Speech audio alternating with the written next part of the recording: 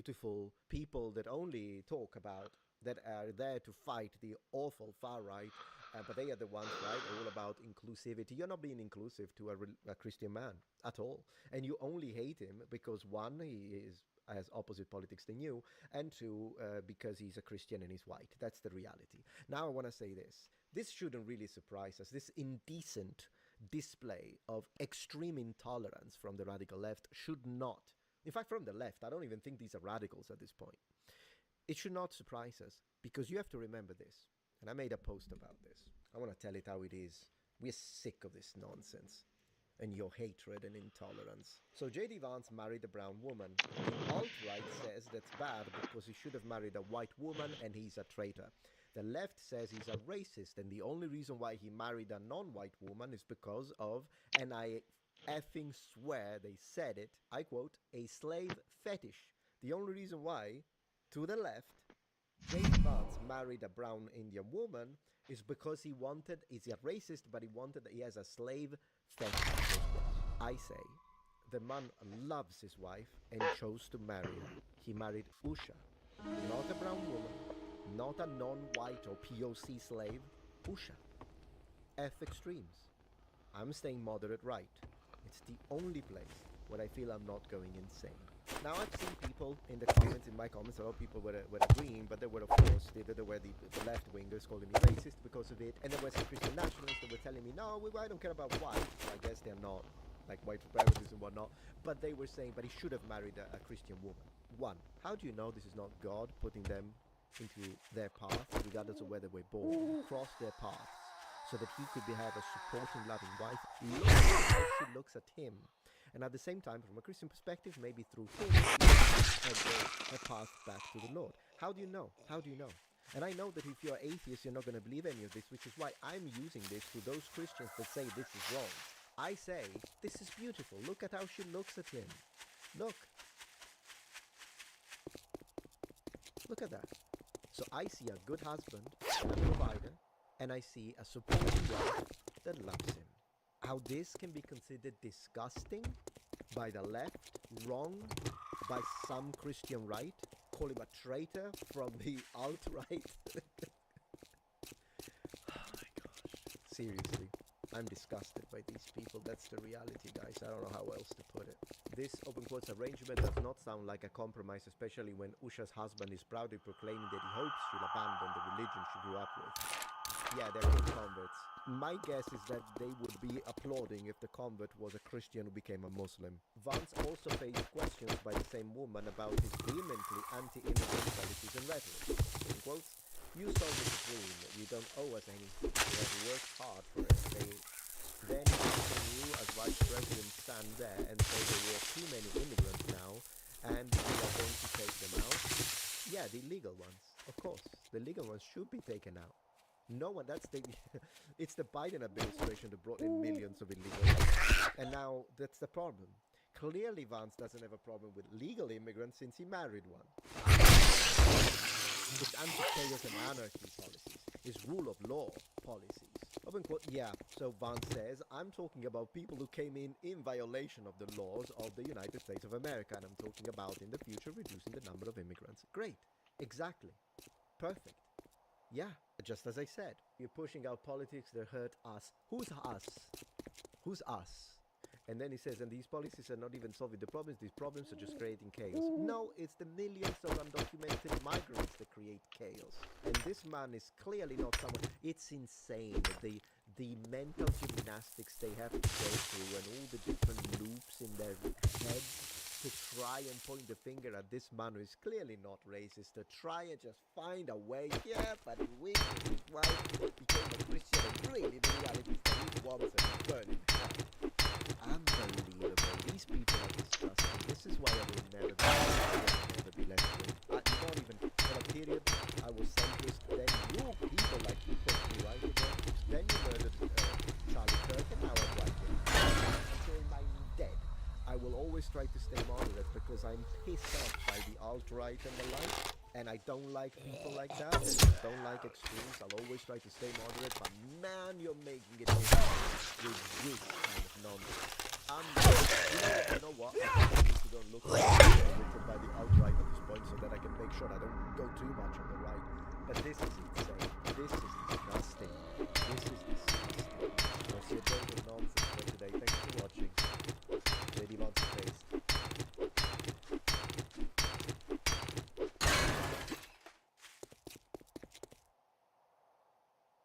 Here in my garage, I've been sued for a $100 million Ponzi scheme. Yeah, the Here in My Garage guy, Ty Lopez, who essentially is one of the OG financial gurus on YouTube, is now being sued for allegedly running a $100 million Ponzi scheme. That's right, everyone's favorite Porsche and Lamborghini owner has now been exposed for what most people already assumed, that he isn't that business savvy as he portrays himself as. Because on Monday of last week, the SEC accused Ty Lopez and his partner Alex Mayer of defrauding investors out of approximately $112 million to a company called Red. No, use your brain. They don't teach us in school financial literacy. Yeah, I never learned anything about running a Ponzi in school. I mean, if only he had some knowledge from his bookshelf to teach him that running a Ponzi was a terrible idea, allegedly. Here in my garage, just bought this new Lamborghini here. Fun to drive up here in the Hollywood Hills. But you know what I like a lot more than materialistic things? Knowledge. I've always thought that video was funny, but it's kind of funnier now. Also, side note, I'm pretty sure this is one of the most profitable YouTube ads ever, but that might also just be a claim from him, so now I'm a little bit unsure. But clearly, this guy has been on the internet for a while, peddling his courses that range from things like helping you to get fit or build an AI business to starting an Amish homestead. I'm not joking. The guy who lives in a $100 million mansion with power is teaching people or selling courses on teaching people how to build an Amish homestead. Moving on, Ty markets himself as an e-commerce savant who can help you buy your own Lambo and plenty of bookshelves to store your knowledge, build multiple income streams, and then you can just find the woman of your dreams, all because you bought one of Ty's mini courses and gave him all the personal information and how much money you have in your bank account. I'm not joking. That's going to be a theme of this video. There's going to be a lot of things that I say that sound wild, but no, they just happened. If you're an accredited investor with more than $1 million in investable liquid assets and you want to click on the link below. All those people who crossed paths with Ty saw him for what he was, a meme. There was still tons of people ready to buy his courses online and help him that image of business. Unfortunately for him, though, everything came crashing down recently, like I mentioned earlier, because the SEC sued him for defrauding investors out of over $100 million. And the claims on this complaint are just crazy, even for someone who's misleading, but at least he's trying to consume some more knowledge. Now, maybe he'll learn to, allegedly, not run any more Ponzi schemes. But this story starts back nearly at the end of the when Ty and his partner Alex launched their whole e-commerce ventures. Retail companies platforms. He is the co-founder of Retail E-Commerce Ventures, which has been buying distressed, well-known brick-and-mortar brands to turn them into hopefully successful e-retail businesses. Some of these dying brands include companies like Dressbomb, Pier 1, Steinmart, and Radio Shack. I feel like Radio Shack is the most prominent one out of all of those. And I mean, if you go to Radio Shack today, it just looks like they're straight up just drop shipping a bunch of very cheap Chinese electronics. Yeah, dude, they got the knockoff LED AirPods here. Let's go. Radio Shack, ladies and gentlemen. Ty Lopez. Knowledge. That's kind of depressing, though, to raise a bunch of money to buy RadioShack.com so you can sell Temu AirPods. Come on. Now, I'm not 100% sure they came up with this idea in the wake of the dropshipping boom and were unaware of what the future held in the world. But the relevant period stated in the complaint from April 2021. So basically during COVID. It made sense, since tons of brick and mortar stores were struggling due to the lockdown, while many online retailers saw a boom in their business. The part that makes me feel a little bit more fishy, though, is Ty and Alex were seeking outside investors with tons of money to help foot the bill for these well-known companies, in exchange for things like equity and interest rates that seem too good to be true. The opportunity is simple. You put money into one of my brands with a promissory note, you get a monthly payment. That comes out to between 10 and 15% annual fixed income. And at the end of the promissory note term, you get all your money back. And he did so by definitely crowdsourcing it by posting ads like this on Instagram. Did you realize for every $300,000 invested in our preferred dividends, we will send you $60,000 a year in monthly payments, only for accredited investors. Return not guaranteed. Invest at your own risk. This is not an offer. Click below. Yeah, apparently the dividends for $60,000, $300,000 invested, allegedly turned all of this into a Ponzi so they could keep up paying the first investors those dividend checks, because that's a crazy dividend. 20% dividend return. That is just outrageous. And well, now we know, since the SEC suit alleges that between 2020 and 2022, Marion Lopez made material misrepresentations to hundreds of investors about bankrupt retailers they had acquired. You know, like saying their portfolio companies were on fire and the cash flow is strong, despite Dress Barn experiencing losses of nearly $13.3 million and $10.7 million for 2020 and 2021, respectively. And I mean, all it takes is one look at Rev's website and you can see just how much they were branding these ventures as huge successes, even though they were allegedly aware that they were in massive financial trouble. Seriously, the site is just full of articles calling them e-commerce powerhouses and flowery bios detailing once bankrupt companies now supposedly resurrected by Rev. Plus, Ty was documenting all of these acquisitions as huge money moves on his social media and trying to entice more investors with each new opportunity. But what Ty wasn't telling his social media that while some of the Rev retailer brands generated revenue, none of them generated any profits. So these dividends he promised weren't coming from revenue generated from the businesses like he advertised. In fact, according to the complaint, they resorted to using a combination of loans from outside lenders, merchant cash advances, money raised from new existing investors, and transfers from other portfolio companies to cover obligations. Like that insane 20% dividend. And the SEC alleges that at least $5.9 million of these returns paid to investors were actually Ponzi-like payments funded by other investors, as opposed to the company's profits. Meaning, these business gurus were taking on new investor money to pay other investors that have invested with them before. They allegedly started transferring millions of dollars in funds between businesses to cover their asses as early as November of 2020, months after their inception. At this point, they were basically slapping a band-aid over the issue and probably just hoping that eventually one of these brands they resurrected from the dead would suddenly boom and save them from never facing any real consequences. Or maybe they were just terrible at managing money because the Federal Regulatory Agency also claims that Mayer and Lopez allocated $16 million worth of investments for their own use, according to the filing. So yeah, on top of using their investors' money to pay out other investors, which, by the way, is the definition of a Ponzi scheme, they're also running their own lavish lifestyles with this money. I imagine it's really hard to sell success to others if it looks like your financial situation is declining. So I would like to say that Tyler has successfully managed to place himself into the guru trap. Because if you're not constantly upgrading and getting richer and richer, or appearing to be richer and richer, your method's not working. Then it's going to be harder for you to sell courses. So you just gotta have to up the stakes and keep playing the charade, like renting a $100 million mansion, apparently. Because let's be real, the monthly payments on that leased $100 million mansion could not be cheap. So not only were they lying to investors about the potentials of these opportunities, they were also skimming money for themselves. Remember, the world does not reward overly shy people. Get out of the house, come to the mastermind, come to the party. You will make more money by spending at least 10% of your month. That's just 3 days. Getting around people that are doing better than you, that have different ideas. You can do exchange, you can do collab. So come to my party and mastermind. I got one coming up. But I've focused a lot on Ty so far when there's two other named in the lawsuit. Alex Mayer, who I've mentioned before, and Alex Rose Birkenrode, the COO of Rev. And get this, Ty's cousin. So Alex Mayer is advertised on the Rev site and by Ty as a NASA scientist with a PhD and a successful businessman who sold his dating app Zeus for $300 million, which does make him sound like someone Look here, who might boys. actually know what he's We talking got about. ourselves a And real-life being a hero, NASA scientist, and his now LinkedIn he shows wants actually to worked be for a company paid. called QSS Group, who were only contracted by NASA. So technically he could say he was one, but he didn't directly work for NASA. He also claims in his bio to be a former NASA scientist, but looking at his LinkedIn, he never actually worked for NASA. He instead worked for the QSS Group, a small I'm gonna engineering make company you an that was a offer. Well, don't contractor for just NASA. stand there with While he your did thumb work up for your NASA in a ass. sense, Go he was do the never an goddamn employee. job. But who knows? I guess Ty and Alex just bonded over their apparent shared love of stretching the truth. Oh, and that $100 million sale of Zeus in 2019. And apparently Alex left the company 5 years prior in 2014. So again, it sounds good when you read it. It probably made potential investors feel a little bit better about handing over large chunks of cash, but ultimately it doesn't really seem to be very truthful. It's like, sure, you might have been a part of founding that company, but you can't really say you sold it for $300 million if you bailed 5 years before the sale. Seemingly, his most significant accomplishment is co-founding dating website Zeusk and selling it for $298 million.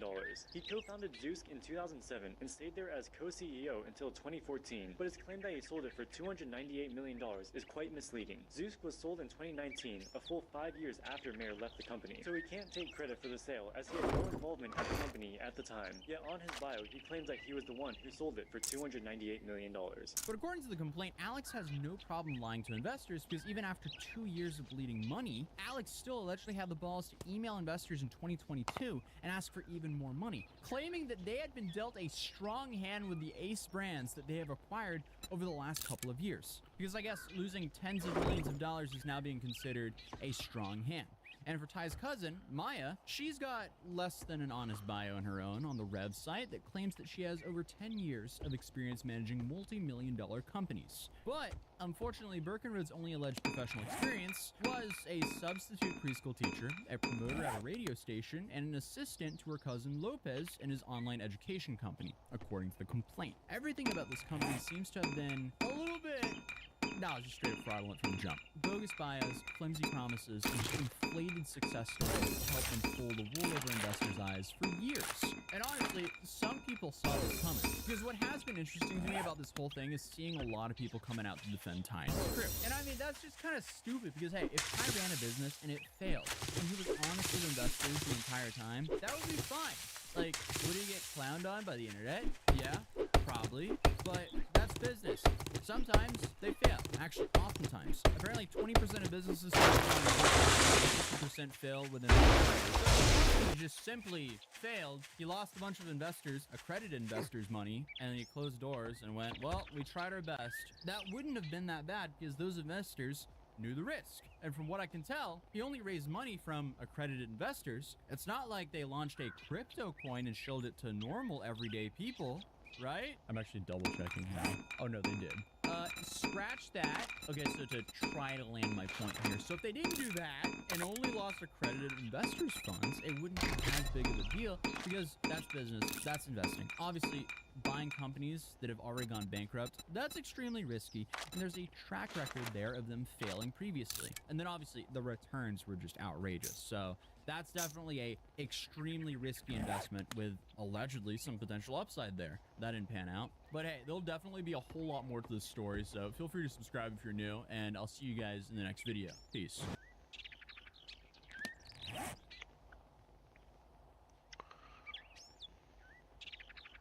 I just found the toughest guy on TikTok, the CEO of the Salty Spittoon. He told an inspirational story that I happened to stumble across, and I'm not gonna lie to you sports fans, it's something I really needed to hear. From that point on, my dad knew he couldn't take me. Now I was 13. He picked up a stick, a wooden stick, and he went to hit me over the head. And I did this, and it broke. And then I took it out of his hand, threw it on the floor, kicked him in the leg, picked him up, and threw him on the coffee table. Coffee table broke in half.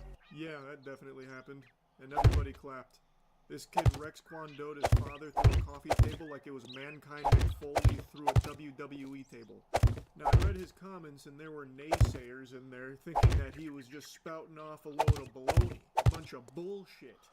Well, poo-poo on you for thinking that he would be lying about a situation like this. You don't know who you're speaking to. This isn't some ordinary mortal, some weak coward. This is a superhuman. And here he is graciously taking time out of his busy day, sucking piss from his own balls in order to tell us the origin story of his powers. Kind of like when Mark from Invincible awakened his powers, so too did he.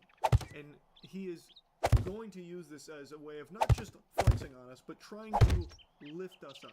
That's the beauty that we are actually superhuman. We just don't unlock these genes because we don't put our body in our mind with the pressure. There's something called microfractions. Little microfractions that you cause hitting the bone thickens the bone. See, it's that simple. Microfractions. Well, you didn't learn about that in algebra? I'll drop the sarcasm for a moment. Fucking Goober here is confusing microfractures for microfractions. Also, I'm convinced he's not actually speaking to anyone on this podcast. I think he just set up this like podcast look to make it seem like he's got more authority than he actually does on something. But that's just a little game theory. That's a little tinfoil hat conspiracy there. But anyway, I just love that he comes in here preaching, we're all superhumans. Have you ever heard of microfractures? Like, that's the eureka moment. Like, that's the chemical X. It turns out this is the secret that, you know, Big Brother doesn't want you to know. We're actually all X-Men, thanks to microfractions. I feel like it's almost insulting to your intelligence if I explain microfractures here, because I imagine most of you know what that is, but I'll go ahead and dive into it quickly, just in case he happens to have stumbled across this video in between beating 5,000 samurai's asses for the day or something, or whatever cool badass thing he was doing. What he's trying to talk about is microfractures, which you've probably heard of in relation to like Muay Thai. And it's like repeated impact to the bone causes slight little fractures to it, so when it repairs itself, it grows back a bit denser, a bit stronger. Now, obviously, it's not going to turn you into a goddamn superhuman. You can go outside and kick oak trees till the cows come home, kicking infinite oak trees, but you will never be able to have dense enough bones to be like bulletproof or anything like that. Like, it's not going to turn you into a superhuman, and I don't know why he's talking about it like it somehow does. I used to sit there and hit my shins with a hammer all fucking day. You know why people wear boxing gloves? So they don't fuck up their hands by hitting somebody's head. Your head is the strongest bone in the body. And if you train it and bang it enough for a whole year, it becomes 4 times thicker. He's just straight up wrong. The head is not the strongest bone in the human body. That title usually goes to the femur. But he does say something I do believe him on about banging his head. That, I think he's probably telling the truth on. Like, yeah, maybe he was hitting his knees or his shins with a hammer, and he probably started hitting his head with the fucking hammer too from the sound of things here, because he is way off his rocker here. He is off his gourd. We've heard this before.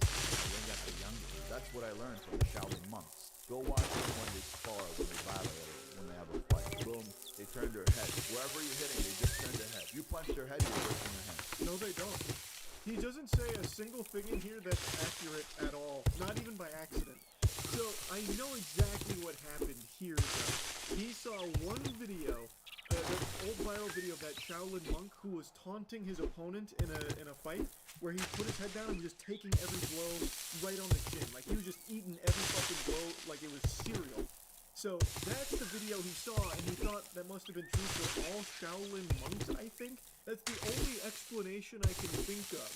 Like, and I'm giving him a lot of charitability here with my interpretation of this statement, because I think also equally likely is he's just straight up lying, just actually talking out of his fucking butthole.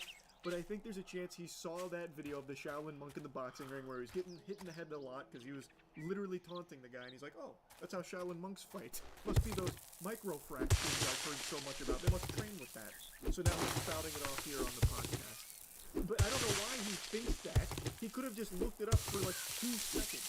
Like, Shaolin monks don't just fight with their head for blocking. Like, they're not giraffes. Like, they don't just fight with their head. Like, what? It's outrageous that he would think that. Also, I can't help but have like an immense appreciation for the lesson he's trying to teach here to like the absolute idiots in his audience. That you should hit your head a lot over the course of the year to make your skull thicker. He's actually trying to preach the gospel that in order to be a superhuman, you need to be like banging your head against the wall like it's a horror movie, like the end of Hereditary or something. That is incredible as a lesson that he's trying to get out there. Because that's actually the takeaway. He is literally talking like, if you want to unlock the superhuman X-Men gene, you're going to have to start hitting your shins with a hammer and damaging your skull so that way it'll get thicker and stronger and more dense. You ever heard of Shaolin monks and microfractions?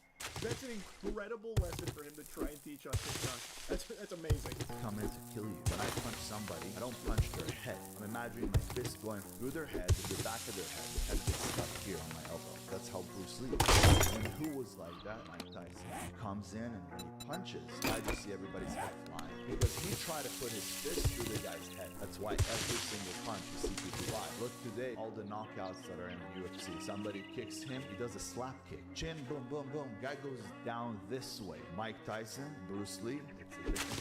Hey, can't argue with that.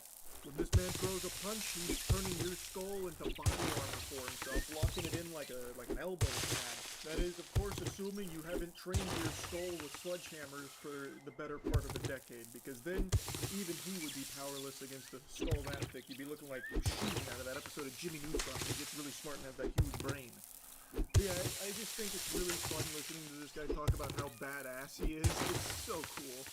I punched through their skull and then their heads locked on my elbow.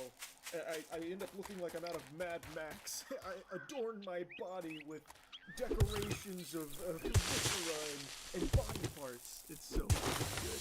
Belgian horses are the biggest and strongest horses in the world. Each one could pull 12,000 pounds. If the two of them are put together, how much weight could they pull? Together they pull 24,000 right there. By math, if you do it right, they're pulling 24,000.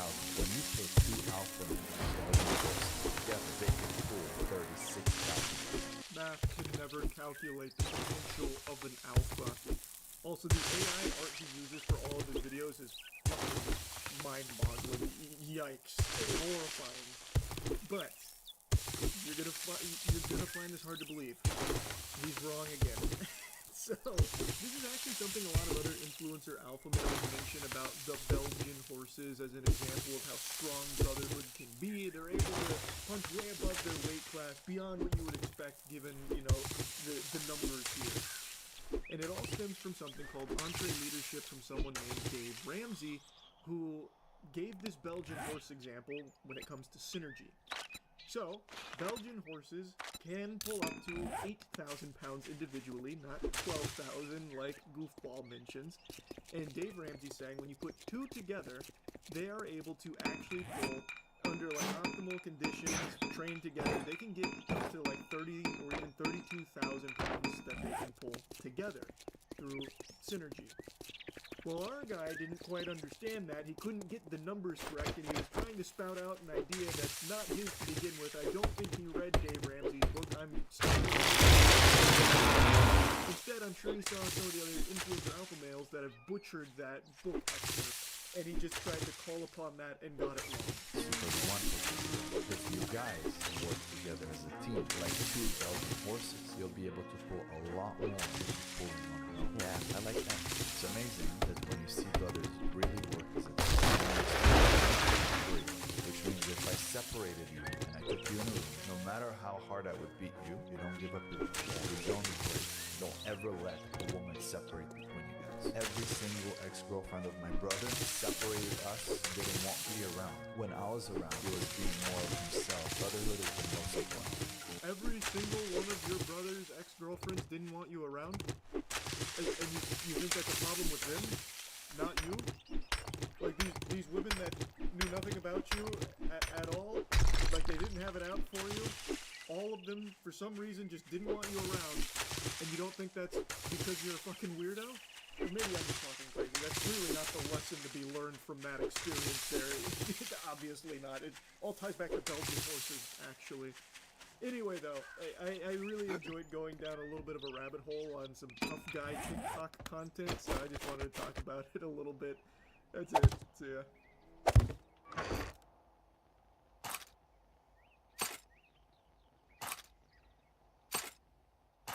There is huge censorship going on in gaming right now. I'm sure a lot of you saw Steam a few days back announced that hundreds of games have been pulled from their catalog because of the efforts of a group known as Collective Shout. Collective Shout is an organization that has been forcing payment processors to bully platforms into removing games they deem unfit for sale due to the themes around them. And for Steam's case, they targeted hundreds of adult games that featured like rape and incest. And a lot of people were pumping their fists like, yeah, that's good. How could you possibly be mad at that? Less degeneracy and disgusting shit on the platform. This is a big W across the board. It's not censorship if it's things I don't like being taken down. Obviously, like every weapon out there, this is only going to be used for good. Clearly, they're only going to use this power to take down very bad, gross things. Which is the most low IQ take you could ever have. Collective Shout, just yesterday, has now also gone after itch.io, and they have removed every single not suitable for work game from their platform. Not just rape and incest games, all adult games. We have de-indexed all adult NSFW content from our browse and search pages. We understand this action is sudden and disruptive, and we are truly sorry for the frustration and confusion caused by this change. Recently, we came under scrutiny from our payment processors regarding the nature of some content hosted on itch.io. Due to a game titled No Mercy, which was temporarily available on itch.io before being banned back in April, the organization Collective Shout launched a campaign against Steam and itch.io, directing concerns to our payment processors about the nature of certain content found on both platforms. So this is the playbook here. Collective Shout is a very powerful organization who somehow has a lot of leverage on payment processors. I don't know if they're just over there giving them perpetual wet willies, or they got some serious dirt on like the upper echelon elites in the food chain at the payment processors. Like they got proof they're the Epstein files or some shit. But they have got these payment processors by the nutsack, and they are squeezing the piss from their balls. So now the payment processors are LARPing as the moral authority on what people are allowed to spend the money they earned on. So they are making these sweeping censorship changes to Steam and itch.io. Steam, they made it very easy for the public to not make a big stink about it because they went after a very low-hanging fruit target that most people aren't going to be upset about. Oh no, you lost all your rape and, incest games. Boo-hoo, call the fucking wambulance. But what people don't realize is that is clearly just the first step here. Collective Shout has now already taken that, which hasn't even been like a full week, and it's translated it to wiping all adult content from itch.io, a totally separate platform using the same methodology of having the payment processors threaten to leave them. Censorship is not something that is a good thing. This is not a positive thing. Yoko Taro also came forward saying, like, this is pretty bad stuff, that other countries can now limit everyone else's free speech. He's right. That's not great. You don't like to see that. And let's go ahead and extend this to its natural conclusion here. As Collective Shout becomes more and more successful at censoring games, other organizations will spring up and do the same for things Collective Shout maybe doesn't want to see censored. Like, who's to say, with this censorship, now that it's proven that it can be done by having the payment processors threaten to pull out of these services, and you can bully them through the payment processors, you win, that's checkmate. Who's to say an organization doesn't pop up that wants to take away all kinds of LGBTQ representation in games? And now that they have a proven formula to follow, they can easily spring up and be probably very successful. Another organization could come about where they believe that N-rated games just shouldn't exist. Games should be focused purely to appeal to a younger demographic. They shouldn't be deep, thought-provoking games. There should be no violence. There could easily be a very puritanical organization that comes forward making similar pushes for censorship. I don't know how delusional you have to be to think that somehow this is only ever going to be used against bad things. It's not. And it's already extending way beyond what it started with for Collective Shout. They started with a very easy win on a genre of games that most people aren't really going to miss. And they have already extended that to just broad adult content from another platform, itch.io. And as they continue being more successful, more organizations are going to follow that blueprint, follow those footsteps, and be successful as well, censoring other things that maybe Collective Shout doesn't want to see censored. It's going to just be fucking pandemonium, because it is clear now that these platforms are willing to go belly up, roll over, and suck the fucking schmeat of the payment processing cartel that shackles them. These payment processing patriots, who all of a sudden care so deeply about morality, are able to get these platforms to censor themselves at the behest of the organizations that are strong-arming them. It's absurd, and it doesn't stop there. If you do any amount of research on Collective Shout, you'll see that it's not just like adult games. They also went after Detroit Become Human and Grand Theft Auto 5 for absolutely fucking outlandish reasons. Like, this is actual horse hockey. And another scary fact, the article I was reading on stream, which I'm going to show you clips from so you can see about their previous attempts to go after things like Detroit Become Human and GTA 5, that article that I was reading in got taken down 8 hours after stream because Vice deemed it was a little too controversial, because the article wasn't super favorable to Collective Shout. So Collective Shout not only has pull in censoring games, but it looks like they can even take down some articles that are a little, you know, harsh on how they're going about their mission or what they're trying to do here. In other words, it seems virtually impossible for Steam to host any adult games depicting child abuse. Rather, Collective Shout may be targeting popular video games that depict children in scenarios where they face distress or harm, even if these depictions are intended to encourage concern and care in the player. From there, the organization may be describing these titles as featuring child abuse. In 2018, Collective Shout encouraged its supporters to sign a petition to ban Detroit Become Human for sale in Australia, claiming the game features child abuse and violence against women. The petition focused on an abusive father's violent behavior towards his housekeeper and daughter in the game. This dynamic, core to the character Kara's story arc, is intended to encourage empathy for the abused woman and child. While it's unclear whether Collective Shout is actively targeting Detroit Become Human in 2025, the removal of such a game would be akin to artistic censorship of material discussing misogynistic abuse against female family members. Targeting the game, in other words, could be considered anti-feminist in intent. That doesn't really make any sense. In 2014, the organization called on Target to remove Grand Theft Auto 5 from store shelves, sharing a petition that claims the game encourages players to commit sexual violence and kill women. Collective Shout described GTA as if it were a misogynistic funhouse, stating the game lets players enact their fantasies of committing extreme violence against women, including punching women to the point of unconsciousness, killing them with a bat, gun, or machete, running them down with a car, and setting them on fire as they continue screaming. What world are we living in? What? So that all this is only reserved and acceptable if it's men. Like, if you're killing men with a bat, gun, and machete, running them down with a car and setting them on fire as they scream. These arguments are so weak and flimsy, and I think just downright detrimental to what they claim their mission is. This would basically, like, these two things in conjunction would make it so, like, most games won't even put women in there. So let's take the first example about, like, how children in, like, distress and harm is something that they would target and try and take down. It's why they went after Detroit Become Human. Let's extend that scope. Things like Limbo, Last of Us, Out of Sight, like these games where there are kids present and they do go through, like, hardship, that would be removed under their guidelines here. In Detroit Become Human, it's not like they're trying to glorify this type of horrible thing. It is used as a way of showcasing how bad a situation is and getting empathy from the player for what is happening to these characters. And yet, they want to take it down, even though it is used to deliver positive messaging to the player. It's like they don't want any deep themes in their games, and not only that, it's like they don't want women to even be interactable in the games. So also something that wouldn't fly under their protocol here would be things like Tomb Raider.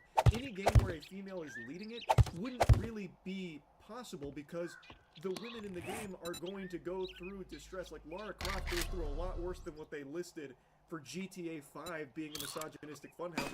Lara Croft gets killed in so many different ways, potentially, if you fail certain things. She's constantly being hunted, hurt. It's all, like, pretty much no game with a female character in it could be made if Collective Shout continues to gain this much power. It's a fucking absurd notion here. God of War, the new God of War, those games couldn't be made because Kratos' son obviously goes through a lot there. That would be a child in a harmful and distressing situation. It would be poo-pooed by Collective Shout. They would banish that shit to the Shadow Realm. Like, their rules on what is and is not acceptable are just unhinged. Again, this would fundamentally, like, scrub women from video games. Like, I don't know why they're not grasping that concept. They call GTA 5 a misogynistic funhouse because you can hurt women in it and that kind of thing, which you can also do to men. But the issue is exclusively because women can also be hurt and killed in GTA 5, just like the men can. It's not like GTA 5 is telling the player, you have to go commit these sexual violent acts against women right now. We need you as a player to score 100 sexual violent crimes against our women in the city right now. Go out there. That's the quest. Go fucking just slap 1,000 women for maximum turbo gamer points. Like, it's pretty fucking crazy. So basically, if you are going to have women in the games, the only way I see that even be possible with Collective Shout's, groundwork they're laying here, the way I understand it, is if every female in the game is immortal, God mode activated, and uninteractable outside of dialogue and cutscenes, but the female character also cannot go through anything distressing or deep, basically has to just be like a completely flat nothing burger of a character, otherwise it could be like too much harm that they faced or something in the game. It just seems completely antithetical to what the mission they claim to have is. Again, with how they have targeted games in the past and what they're currently doing, it feels like most game companies, in order to play ball with these demands, will probably just elect to not have female-facing games, like with a lead female protagonist, and they will probably ensure that the female characters that might appear in the game don't play a big role in it because they never know what Collective Shout might have an issue with. And since these games' budgets are so bloated these days, I don't think they'll be willing to take any kind of chances, any type of risk of their game being just like wiped off of like the biggest fucking gaming platforms like Steam. So they'll probably just elect to play it safe and have any female character just in the background with a really insignificant role. Because, again, there's no way of knowing what Collective Shout's going to try and spin when it comes to these games and these characters. Like, again, Detroit Become Human. All of that they listed there as an issue, that was literally in the game to deliver messaging on how unacceptable that shit is. It was used for empathy, not a glorification or anything at all. It was actually delivering a message that really feels very in line with what Collective Shout claims to fight for. It is completely out of control. And let's go ahead and just continue to play a little here, a little theater of the mind. If you can successfully bully payment processors, and it's reported that Collective Shout is doing this by constantly phoning them up with like 1,000 employees or so. I don't know if that's all confirmed or not. But if you can get 1,000 people together and successfully have these payment processors threaten to leave some of the biggest platforms for gaming, think about what kind of power you can control with these payment processors. If you can just have them like puppets on your strings, that is so dangerous. There is no amount of mental gymnastics you can possibly do to conjure up a justification for why a payment processor has a say in what you can spend your money on, what they will permit you to spend your doubloons on. That is a bad direction for the future, which obviously extends far beyond just video games. This is a much bigger topic, a bigger issue than just gaming. If payment processors now going to step in and basically be like the fucking, lacrosse house party guy who's like, who do you know here? No, you're not allowed in. When you're trying to spend your money on a product, we've got a huge problem. Just play with that possibility here for a second. Like, let's say you want to buy a dildo or something, right? You want an adult sex toy. Well, what if the payment processors deem those to be obscene? We will not support any businesses that are selling these adult toys. Consumers shouldn't be able to buy these. Okay, all of a sudden you can't buy those? That's been fucking wiped out. And let's take it to something that's not even sexual. Let's say a katana or something. I want a katana for my room. I really like some of the blades from One Piece. It'd be really nice to have a replica blade. Well, turns out the payment processors deem those to be a little too dangerous and threaten to pull out of any websites that are offering katanas for sale because those are some very scary, lethal weapons. So, can't buy those anymore. It's a big issue. Payment processors should have no say in what you spend your fucking money on. Of course, that doesn't apply when it's like you trying to buy something highly illegal, I get that. But things like this is absurd. Monstrous and out of control. Anyway, I just had to yap about this a bit. That's really...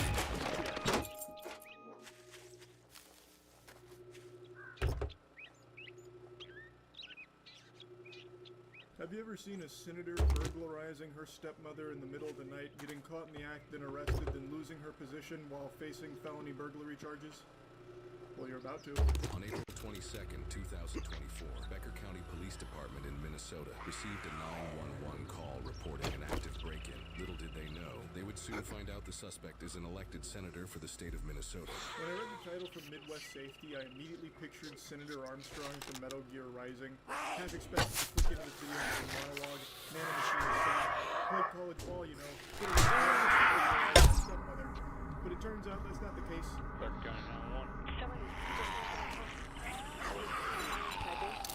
Did you get a look at him at all?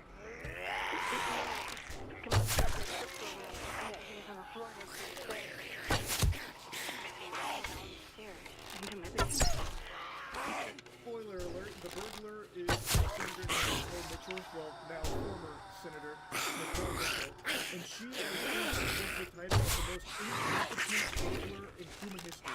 She was just put on a whole not so wet bandit here. I don't know what the thought process was. So apparently she was like hiding under or near her stepmother's bed, and her stepmother tripped over her, which is how she was alerted to her presence. And then she just like fucking pitter-patters her way to the basement to try and flee.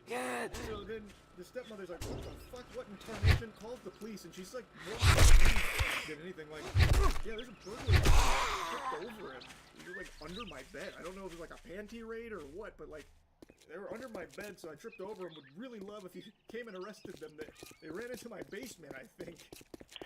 I have a little steak knife in my hand right now. Steak knife? Okay. Alright. I don't know where they could have. I don't see any, She's clearly very frightened, like anyone would be in this situation. She's grabbed a steak knife to protect herself if things go south. I imagine she'd bust out some fucking Leon S. Kennedy level moves if, you know, the situation called for it, but luckily the police got there in a pretty timely fashion, it seems, because when they arrived, the burglar is still there.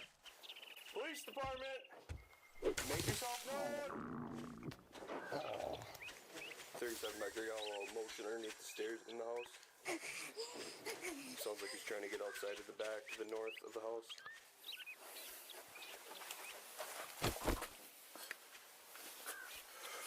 Get on the ground.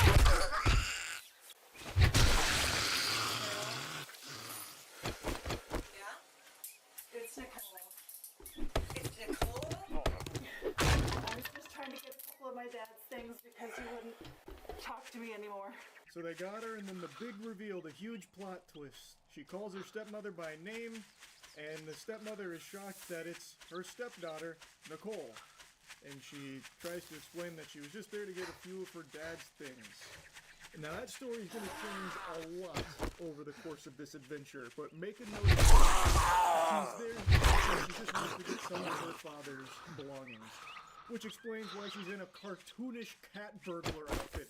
It actually looks like she's going to a Halloween costume party, but couldn't think of any ideas, so stopped by Spirit Halloween and grabbed the cheapest burglar costume she could find for it. It is unbelievable how, like, cliche this outfit is. I am stunned by real burglary from someone dressed like this. I'm also shocked that she didn't just, like, bolt for the front door and run away. Instead, she trapped herself in the basement and just squatted there. Literally just standing in the middle of the bathroom. I don't know if she tried to do, like, a Blair Witch staring at the wall or something. Like, if I can't see them, they can't see me. I have no idea, but it was not the cleanest getaway. And speaking of clean, you need to clean yourself up using Cheeky Soap. And great news, we just introduced a new scent into the family here, Bahami Mami. It's a delightful scent. It is fantastic, you're gonna love it, and you need to upgrade your hygiene. It's time, and this is the best way of doing it. Highly moisturizing body soap, best soap in the business. Go to usecheeky.com and get some. She also stole documents out of the house. She's my stepdaughter. I didn't steal any documents. How did I steal documents? Nicole, what's your last name? Mitchell. Stand up. No one stole anything, Carol. I don't have anything on me. You got anything on you? No. Yeah, what a nonsensical thought process, Carol. Obviously no one stole anything. What an outlandish thought to even cross your head. Why would you even get the idea that there could have been a burglary taking place here just because I'm in your house unannounced in the middle of the night, hiding under your bed, dressed like I'm about to go rob a bank? What? Does that mean all of a sudden I'm here stealing something? No. Why was she squatting down next to my bed? Who is this to you? Pardon? Who's this to you? She's my stepdaughter.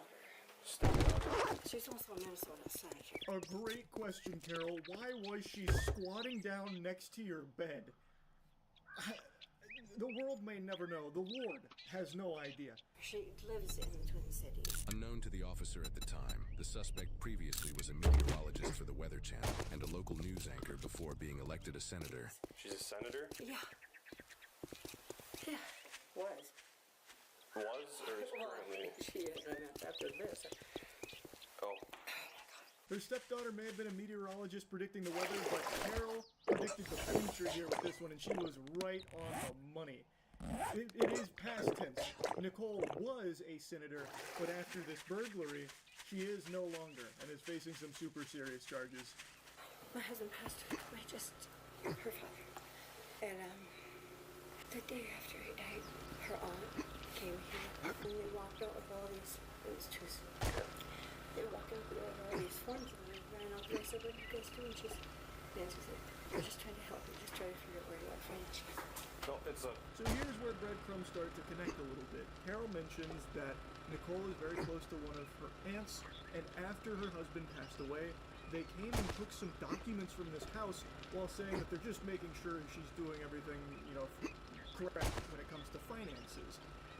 Which, that smells a little fishy. There's something stinky afoot there, and now all of a sudden Nicole is back unannounced in the middle of the night, dressed like a fucking thief class in an MMO. My dad died last year. She's paranoid. Well, now she's really paranoid. But, Has she done this before? not now, but she's insistent. My son should get nothing. She should get everything. Where'd she come in at? You know.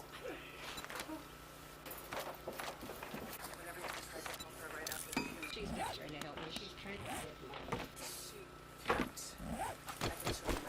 Let's go upstairs. So this is Nicole Mitchell's strategy. This is her go-to play here to try and weasel her way out of the trouble she's in. The crux of her argument for why she's there is that her stepmother is paranoid, and she's been mentally declining, and she's senile, doesn't understand things, so she's talking all crazy about paranoia. But Carol, I think, seems pretty sharp here in recognizing that Nicole is probably there for financial reasons, because it seems like that's something that's happened in the past, granted not to this level. And Nicole just keeps harping on like, no, she's just paranoid. As Nicole is literally dressed like a fucking burglar out of a Saturday morning cartoon in her house in the middle of looking to steal shit. That's paranoia. Paranoia indicates that there's some level of delusion or like this. Nicole is very grounded in reality. Nicole Mitchell is often like...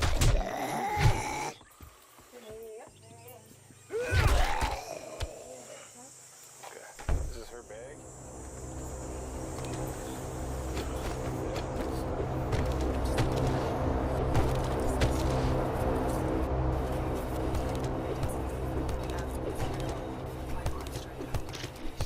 They stole from her when they were just trying to get affairs in order.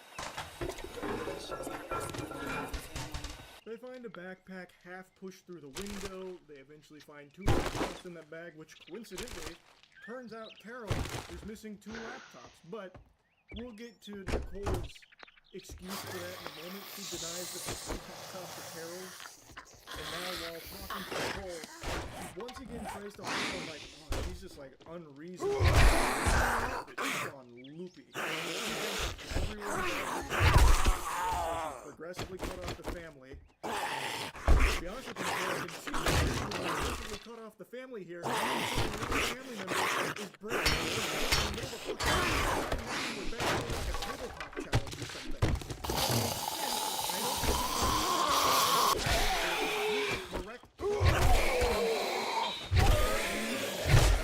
And she mentions the something Carol also mentioned without the two of them even communicating, so it's pretty clear that there is something going on with the aunts and Nicole and the finances here that Carol has after the passing of her husband.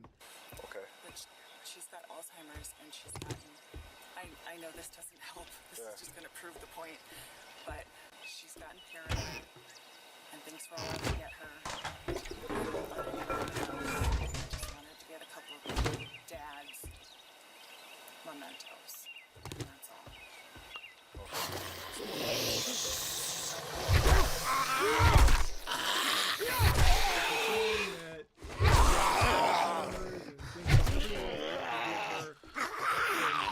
She broke into her house to get some of her father's mementos. Although it does seem like you're out to get her, And I'm impressed the family are too, considering you've conspired with them to take some documents from her house. It does seem like she's 100% in the right to think that there are some members of the family out to get her. Hi. What's your name? Nicole. Are those laptops in your backpack yours? Yes? Okay. She's saying she's missing 2 laptops. I mean, I can show you one. It's got my best Minecraft game on it. Okay. What's the other one for?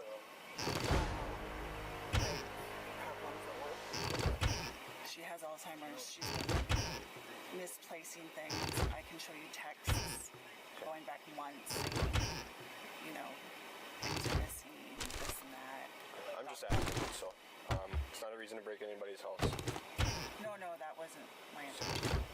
She decided to bring 2 laptops with her in the backpack to a burglary?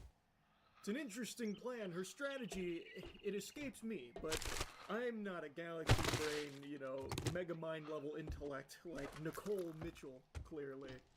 But they then talk more to Carol, and they're asking about, like, what did she take previously, and she mentions that...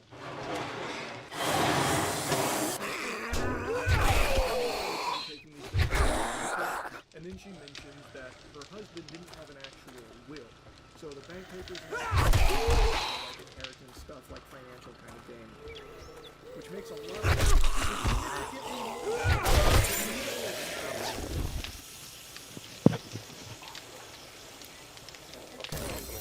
Name on it. She had given me for the kids. Well, she's missing 2 laptops. That's what she said. So I'm taking this laptop. I'll hold this one. Okay, that one's got your name. Okay.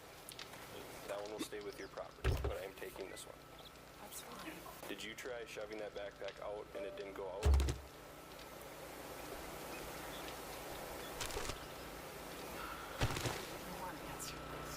So one of them had Carol's name on it, and the other does seem to be actually hers. The state of Minnesota laptop right there. So she did, I guess, bring a laptop to this. My guess being, she wanted to take Carol's laptop and upload things from it to hers, perhaps? I don't know, I'm just spitballing here. But it is very clear that she had some bad intentions. I don't think it was just to get some of her father's mementos. And in fact, she completely drops that narrative, by the way. After this arrest, this is the only time she tried making that claim. She then must have consulted with a lawyer or something. Fucking called Saul, but Saul was too busy on Fent or something. Because then she completely changes this story and goes with the narrative that she was actually only there to check on her stepmother's well-being because she cared so much. She just loves her so much and wanted to make sure she was okay. Which is a felony, as well as possession of burglary tools. Mitchell was a Minnesota state senator at the time of her arrest and refused to resign after the incident. She accused her mother-in-law of suffering from paranoia about break-ins and senility. She also refused the release of the body cam footage. After her arrest, she posted on social media changing her story that she claimed in the body cam footage. Instead of saying she was there to take possession of her father's mementos, her social media post claims she was there to simply check on her stepmother due to her health issues. Essentially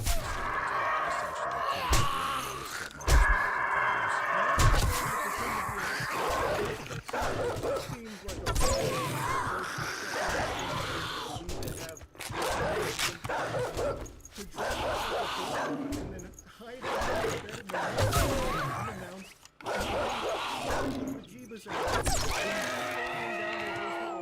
trying to get through the window.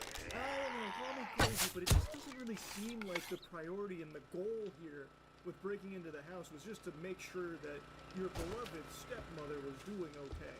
I feel like if someone was wanting to check on me, they probably wouldn't bust into my fucking house in the middle of the night and hide under my bed. I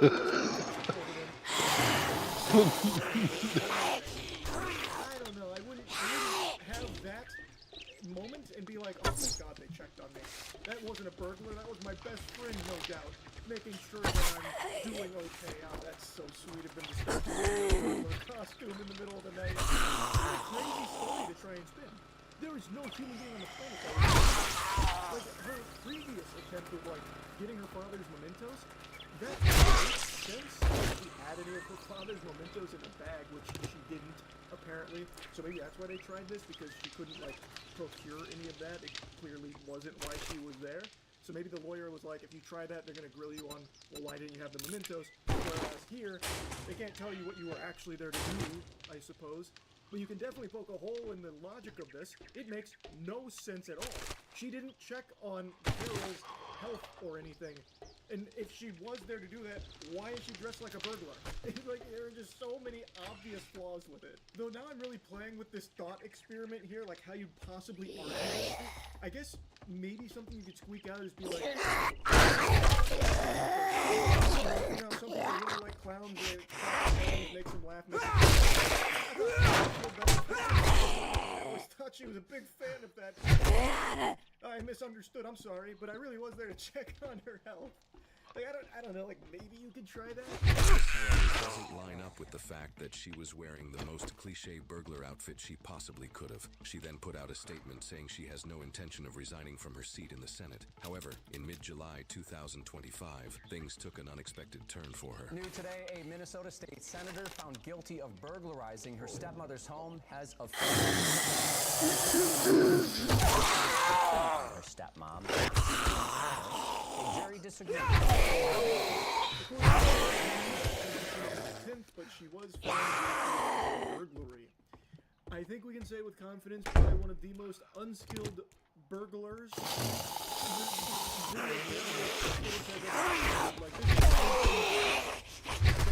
really about it.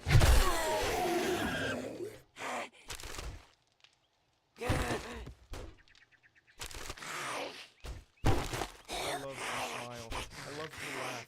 I love a vibrant. I love to speed run. Speed running is where all of that I love goes to die. Even though I have a fiery passion for speedrunning, there is nothing on the planet that can make me angrier. Getting deep into a run that I've practiced for weeks only to have it all go tits up at the very end through some random RNG nonsense and everything gets cattywampus and I lose the run, that puts more stress on my body than smoking 20 packs of cigarettes at once, I imagine. But point is, I am a speedrun enthusiast. I have speedran various games over the course of like 10 years, maybe a little bit longer. I currently hold 0 world records, but I have had a couple world records to my name throughout this decade. Not to toot my own horn and not to reminisce too hard on the glory days, but point is, I just love speedrunning. And a lot of content I watch on YouTube is speedrun related. And today I want to talk about one of the most infamous cheaters in the entirety of this genre. Cody Miller. No, not the Olympic athlete, the Olympic asshole. That was a Halo speedrunner that topped the charts for many years through spliced runs. Just lying and cheating his way to the top of the food chain of the early Halo speedrun community, and he performed one of the most embarrassing segments that Games Done Quick has ever broadcast. And I want to go over that today. For those that want like a full breakdown on Cody Miller, there's a great video going over his entire history from Rocket Sloth. It is a fascinating story. The lore is riveting and deeper than House of the Dragon, but what I want to focus on today is the moment where he put on the clown makeup for the whole world to see. And the effects of this moment are still felt to this day. And it's been many years since this happened. It is his Halo CE legendary speedrun for Games Done Quick. I think most of you know what Games Done Quick is, but in case you don't, GDQ is an annual event that raises money through charity. It's a speedrunning event where the best runners for games will go and put on a speedrun performance that raises money. And Cody Miller was invited to speedrun Halo CE, and it was a fucking disaster. It was only supposed to take like 2 hours and some change for him to complete this run, but it ended up going over 4 hours. It couldn't have been worse. He could have passed the controller to my father, who hasn't played a game in 15 years, and he probably could have finished this game faster than Cody did. I've never watched the full VOD, and I've never heard of anyone actually suffering through all 4 hours of this excruciating torture until today. I just watched a video from a channel called Frog Artist, perhaps? I'm not sure if I'm getting the name correct. But they actually subjected themselves to the entire 4-hour VOD in order to review all of the best bits. And by best, it's not like a montage of highlights, it's lowlights. And it is amazing. I was thoroughly entertained by Frog's video, so I highly recommend you check out the full video on his channel. I'll put a link to it in the description. I think they did an incredible job with it. Whether it's I would really prefer if you be quiet, or this girl asking a runner to pause the game so she can talk about her grandma that died from cancer. Over the years, there's been a fair number of cringe moments in the speedrun community. I'm a Frog, and today we're going to look at Halo speedrunning signature cringe moment, Cody Miller's 2011 Halo CE GDQ run. Even if you haven't heard of GDQ, I'm very confident you've seen some of the viral clips, because for a long time, this was like the cringe factory. This was like the cringe utopia. Every year there'd be one or two massive moments of uncomfortable awkwardness that would pop off across the entire internet landscape. The cyberspace would collectively come together to watch some of these GDQ clips, like a couple of the ones that he mentioned there. And during the heyday of these cringe classics, Cody Miller's run sits firmly towards the top. It wasn't just one moment during his run that was awful. It wasn't just like 30 seconds or a minute of silliness that people, giggle at and shoot spitballs at. It was 4 hours of just this prolonged dog shit sensation of cringe. And its effects are still felt to this day. Like I mentioned, there is the continuity rule that is now implemented as a result of this, because it was so bad and went so long, so far over time, that now GDQ has said that they can end a run for any reason at any time due to scheduling. So, because his went so long and they didn't end it, they regret it, and now they... Good afternoon, jackass. What do you want?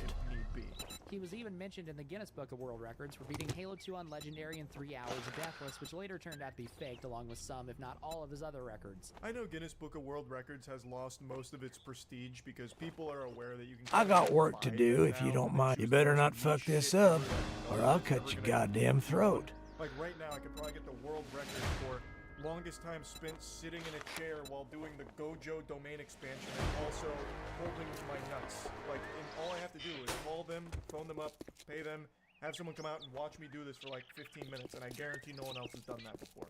But back in this time period, a Guinness World Record, that was a huge deal, especially for the speedrunning community. But it turns out Cody faked that and pretty much all of his world records, and yet You gonna buy some food or just stand there like a goddamn idiot? Run live. Let's hop in. Yeah, like I haven't seen any of the Halo tricks or anything yet, but... Don't get your hopes up, bro. You're not going to see him here either. All right, now that we're done doing business, get out of my store. Speedrunning tricks and glitches, only to get nothing. Cody didn't deliver shit. Flash some I could cash count the or amount get of tricks lost. they successfully pulled off in this 4-hour run on one hand, rather one finger. Like, he just could not do any of the tricks, and even just openly stated that some of them are just too hard, so he's not gonna bother. What ends up happening is he just plays the game normally, poorly. And he goes You're from getting on legendary my down to nerves, heroic because he was struggling friend. so much. Then he started struggling on heroic as well, so then he went down to normal to finish his run. It's a fucking piece of a catastrophe. Paul Miller, are you like? He's serious time right now. Can't get anything out of him. As we all know, the most entertaining speedruns are the ones where the runner doesn't talk at all or explain what they're doing. Boring is the best way to describe his Pillar of Autumn run. For his Pillar of Autumn, I actually did watch it. Now, I think it's worth mentioning, I have tried to speedrun Halo CE as well as Halo 2. I find the runs to be super fun to watch, so I've tried both of them, but I'm too dog shit at games to actually succeed at them. So I'm familiar with like modern routes for Halo CE and Halo 2, and I wanted to see what this looked like back then. So I watched this Pillar of Autumn run. This guy, it's like he witnessed a murder.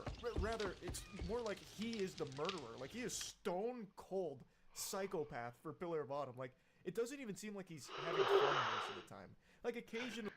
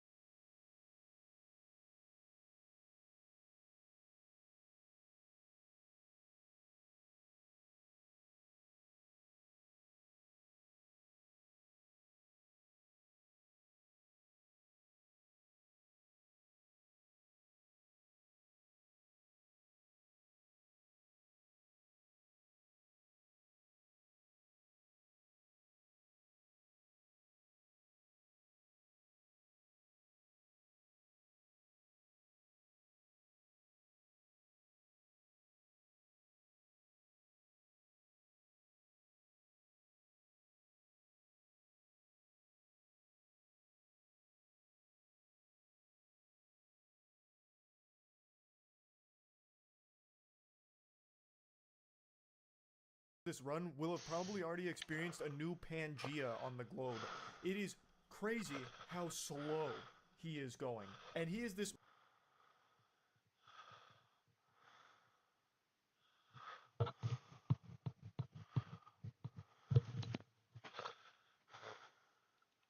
I am a high-ranking Antifa trans activist, and I'm here to tell you not to watch this video, because I disagree with JD, and anyone that I disagree with is a Nazi, and a fascist, and a white supremacist. On the sidewalk here, the police are shutting this Antifa bullshit down.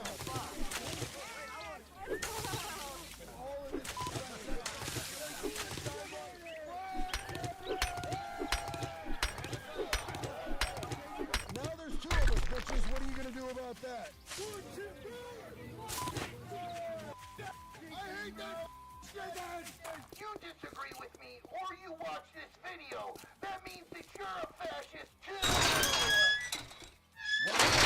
Portland, Oregon to the ICE detainment facility, I wanted to see exactly what was going on from every single angle. From Antifa to ICE to DHS. Afternoon. To the Patriots Is it who were beer there, 30 to the yet? independent journalists who were there documenting. What are you, a zombie? Decide already. Chandler's house, there's a large group of people.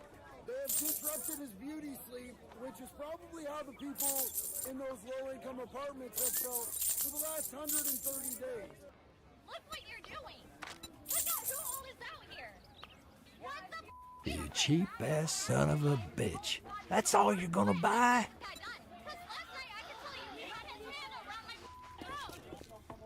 So the police have told us that they talked to Chandler, and that if he closes the door, they'll clear the door. And Chandler said he's not interested in closing the door.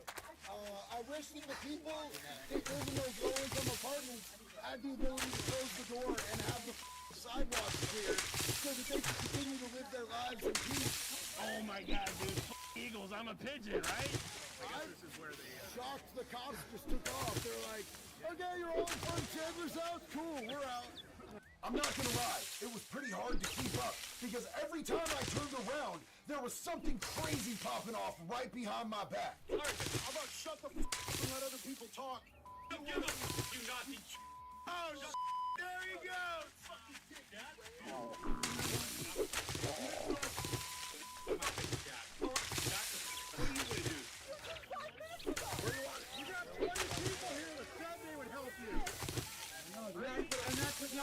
Hey, are we dancing?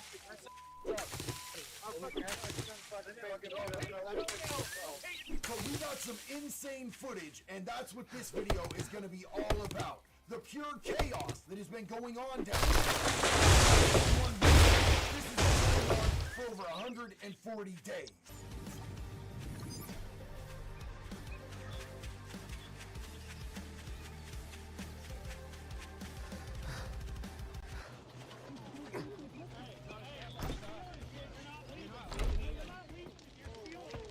The police are not supposed to enforce laws against us. Only people that we deem as fascists. That's the deal that we had worked out with Governor Tina Kotek. Yeah, you got our attention now.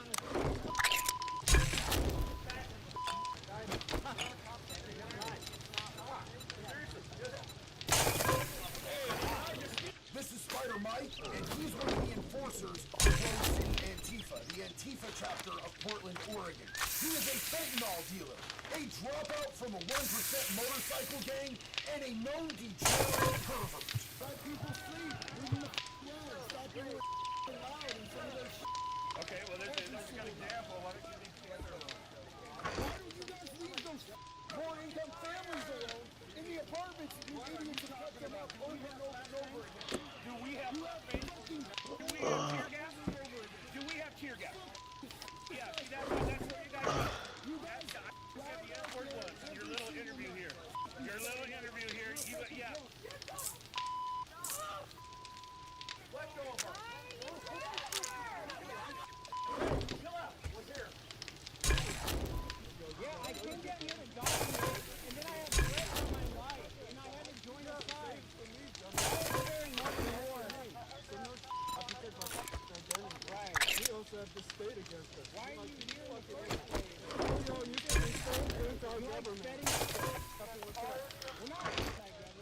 How's my hand taste? With so many incredible patriots and independent journalists, there were so many people that I've been watching and that I respect, and I got to be out there on the front lines with them.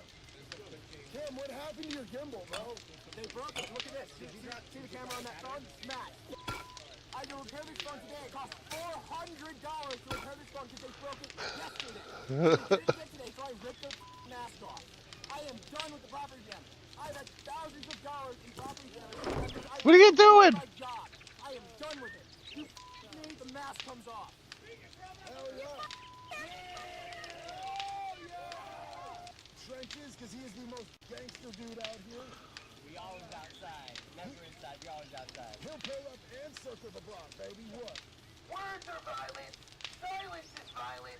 But political violence is okay as long as it's political violence that I agree with. Because if you don't agree with me, then you're a fascist. Our community believes in this country and will fight for it. And what's happening here is what we're doing. And for him to come down here and to make it some kind of comedy routine, he got way more attention than he deserved from me. With an Etsy Top Gun jacket, it's a Halloween vibe, and a Captain America. Get you on the Cyberstalker? I'm just I can get you on Cyberstalker. You realize that, right? You got 30 minutes on video that you're cyberstalking me. I know I can get you that legally, right? Okay, thank you. Okay, you guys, so we're down here with my brother Travis. Travis has been down here protecting women for how long now? It's about over a month now. A month now. Her last assault, I was down here the night Katie got hit in the face. Yes, we've all seen the footage. Katie Davis Court, got hit in the face with a flagpole, and you and Katie actually chased down the assailant? Yeah, she actually chased him down first, and I caught her because I was staying with Jelly. I didn't want to leave her alone, and then she told me to go after her. After Katie, so I went after her, and then she was coming back with him, still chasing him. I had passed the Portland Cop halfway through, and where are they? So, she's still going after him. I'm like, what are you doing? And then we're walking back like Alright, you guys, I absolutely love being able to travel and go out into the streets and do this guerrilla reporting right from the front lines, but it's expensive, and I'm never going to ask you for money. The only thing that I ask is if you're watching this video, give it a like, give it a you want to. And if you want to get any of our merch, it's at bunkerbranding.com. Going for 120 something days. Just absolute insanity. Over there, removed the school because of all of this craziness down here. Like, would you really want to send your kids to school down here? I know that I sure as wouldn't. They had to take the school out because I'm not allowed within 100 feet of a school. So there. I want to be very clear and transparent. This is not what's going on in all of Portland. This isn't all of Portland. It's a very specific area. It's a specific few blocks. But it is also very devastating to the people that live here.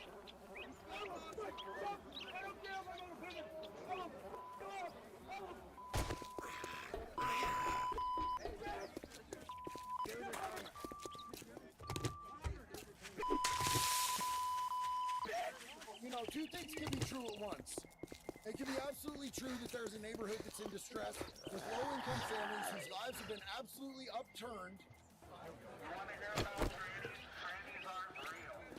The other side is going to say, and that is also not entirely because of what's been going on here for literal months. They're actually saving you from dying of carbon monoxide poisoning. So there is one lone Antifa member here in the middle of all of the Patriots. I bet he doesn't feel threatened. We're laughing and joking. They're asking him to take his mask off. Nobody's touching him. Nobody's threatening him. If one of us was over there, I guarantee you it would be an entirely different story. Everybody knows. Hey, homie, let me ask you a question. Let me ask you a question, bro. You're over here in the middle of all of us.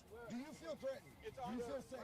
Why you gotta make sure you won't the guys behind me are being a little weird, but like for the most part, you feel like nobody's gonna hurt you or anything like that. No, I don't think you guys are gonna hurt me. See, you got the big eyeball from here. You don't keep your side clear? I'm trying to help you, man.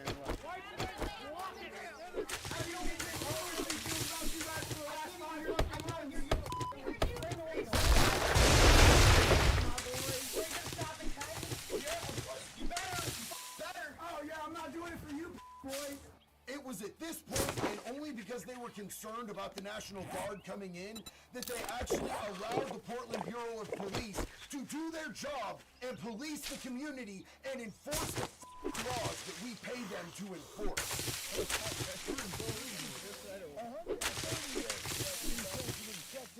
The sidewalks, and the people of the city of Portland have not been allowed to walk through on their own sidewalks.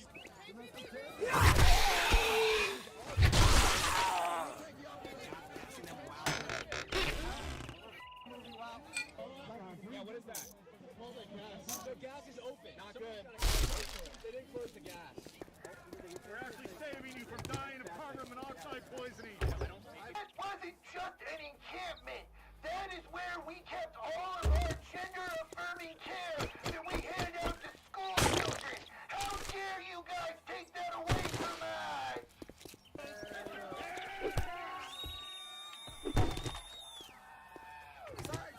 I think the most insidious thing and what is at the root of this entire story is the way that the Portland government and the government allowed this to happen for so long at the expense of the local community and the families that live there until the absolute last second because they were concerned that the federal government was going to send in the National Guard. Literally calling these officers fascists and Nazis, and then as soon as something happens, they're like, save me, officer!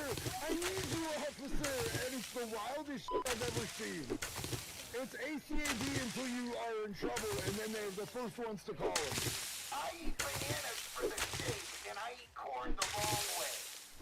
Smell the testosterone. Maybe, guys, is that what it is? Is they think I'm JD? It's that you have an average or above average amount of testosterone in your body, and you're a male. If you were a female and you had an above average amount of testosterone in your body, they would love you. We don't do that. No, we don't talk people's personal information. We don't swat people. We don't send people death threats. We're not out here to harm people. We're out here to love our country and stand up for what we believe in. We're not into any of that other extra shit. This is where I actually ended up on Fox News. And I didn't even know about this until afterwards. But you can hear my voice and you can see me in the bottom left-hand corner. Actual video that captures the moment. The wall, watch.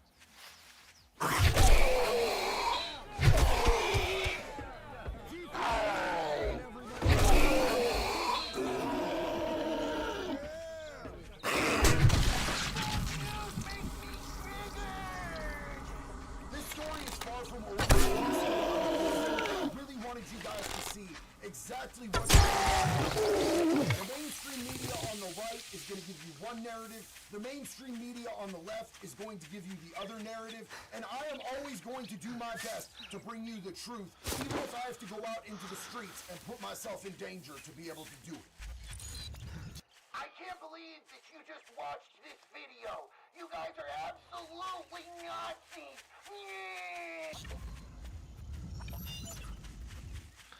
They just got up and ran away.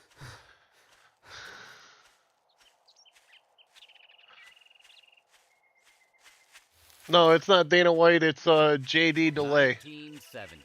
The year that brought the swinging 60s to a close was about as harsh. Yeah, now he's down. He's down by my feet. She's down by my feet, licking her butt. After instilling the nation with the blind optimism of flower power and Beatlemania, the back half of the 1960s came crashing down. Yeah, JD Delay, he's covering the riots, those ICE riots in Portland. I've been kind of paying attention to those. See what's going on. There's also ICE riots in Chicago. He's not covering those. Well, he lives near Portland, but I can't remember the YouTuber's name now. Actual Justice Warrior. He's been covering the riots in Chicago, and I've been watching those.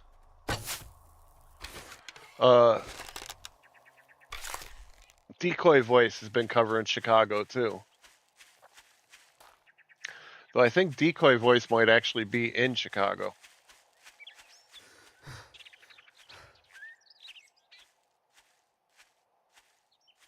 I'm originally from Chicago, so that's why I have interest in what's going on there.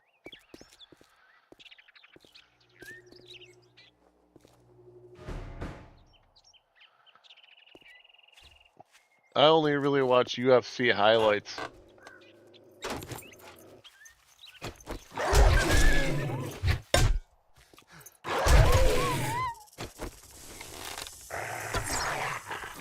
Oh, that was a load of shit.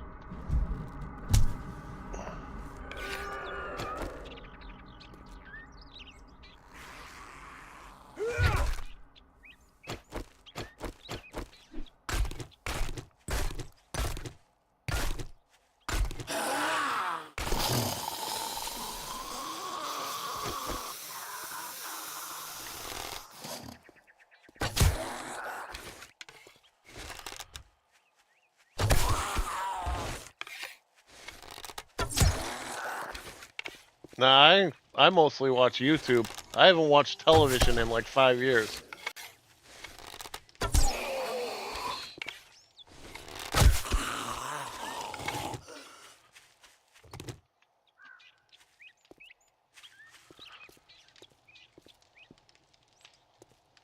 Yeah, I haven't watched television since like Breaking Bad was on television.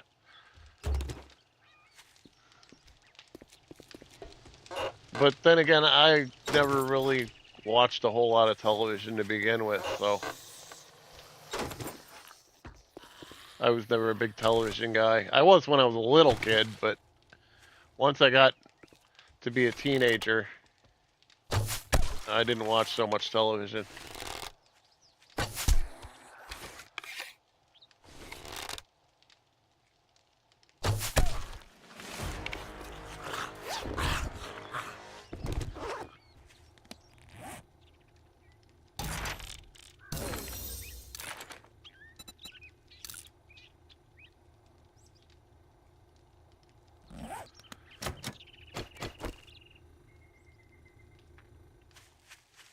Alright, it's in this one, so let's make sure I get what I came for first.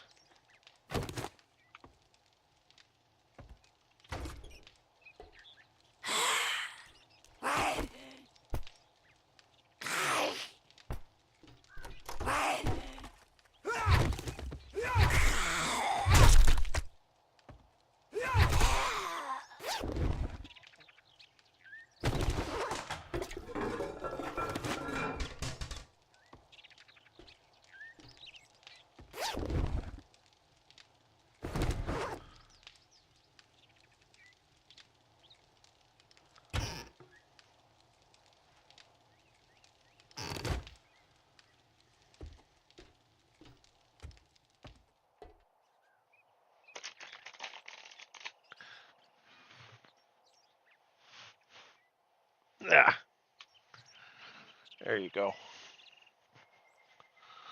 You're a crowd pleaser.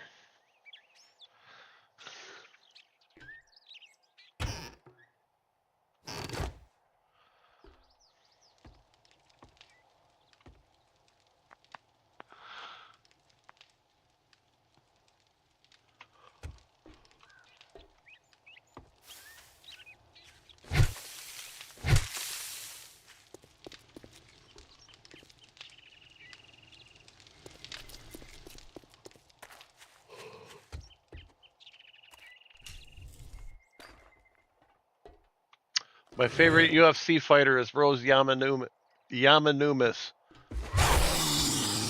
She's Lithuanian like me.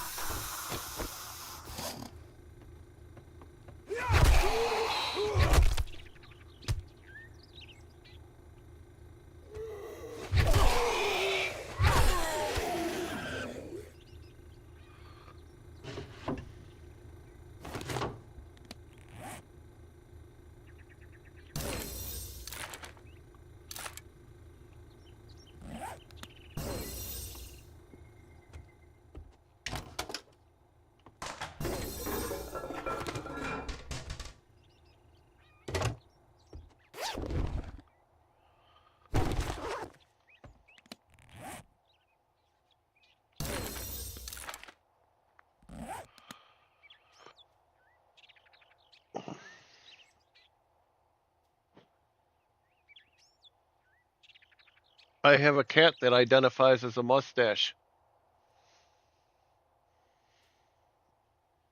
Oh, you just want some loving, don't you? You saw the kitty get some loving, and now you want some. You're a big baby. You're a big orange baby.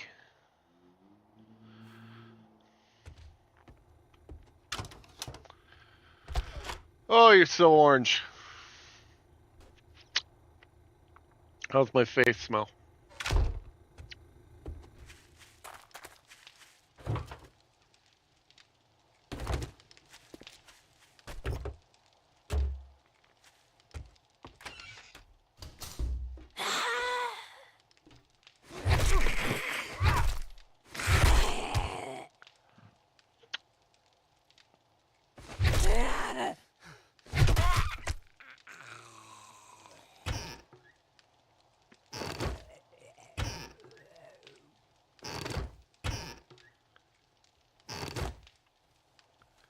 Could you get any higher on my chest?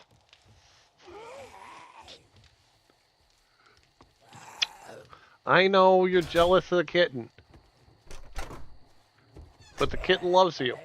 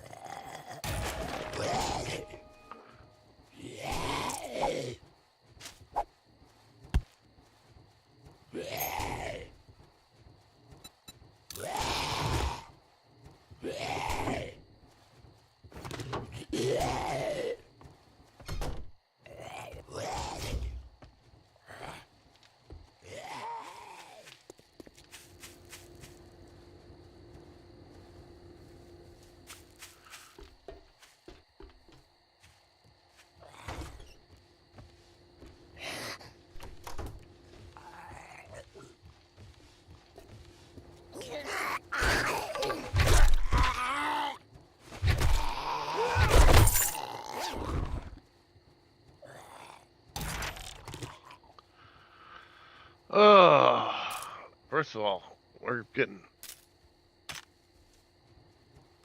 this down here where I can do us some good.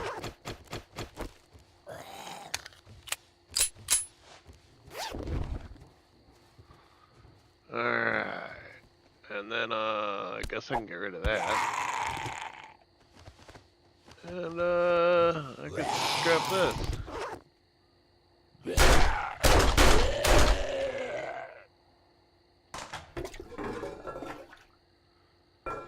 I hate paper.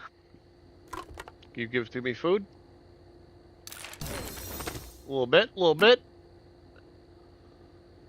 I guess I don't need the one house plant.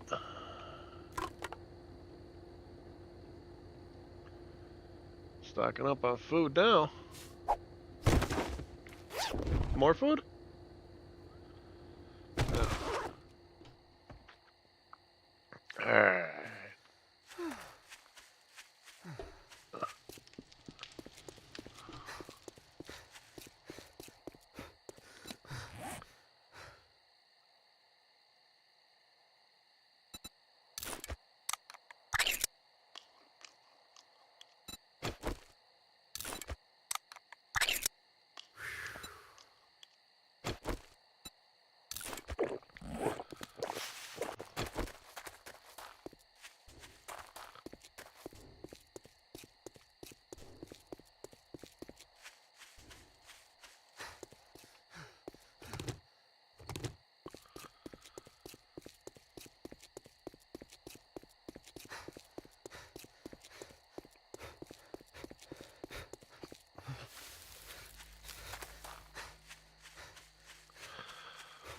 I'm thinking about playing retro games later, man. I got a remastered copy of Command and Conquer.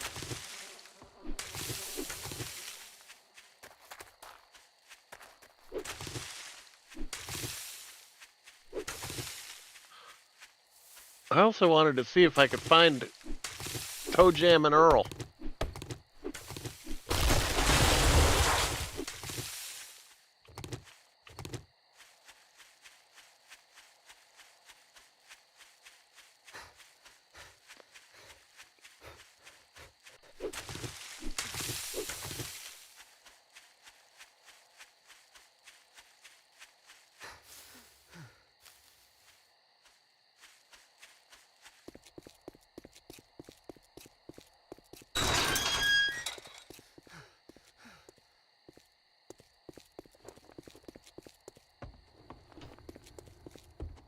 Oh, wipe that smirk off your face. Doing one job doesn't make us pals.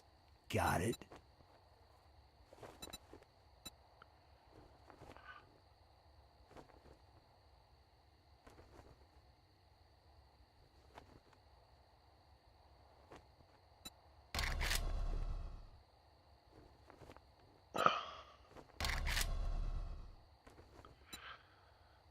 Guess I'm getting that. Well, come to think of it, well, good luck. By the looks of it, you're gonna need it. I'm definitely gonna need it because you suck and you are no help. You're a one-legged man on an ass-kicking team.